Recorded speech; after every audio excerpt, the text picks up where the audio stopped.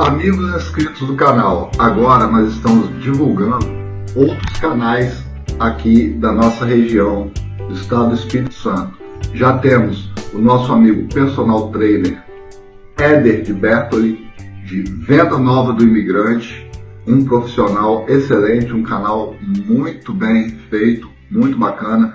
Temos também nosso amigo e mestre da guitarra Arício Távora, que tem também muitos vídeos bacanas. Ele é professor de música há muitos anos e é assim profissional de primeira linha mesmo.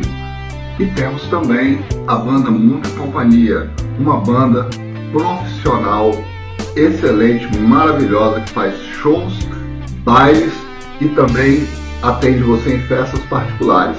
Então é só assistir o nosso vídeo. No final, quando você terminar de assistir o vídeo, é só ir na nossa descrição e dar uma olhada no canal dos nossos amigos capixabas.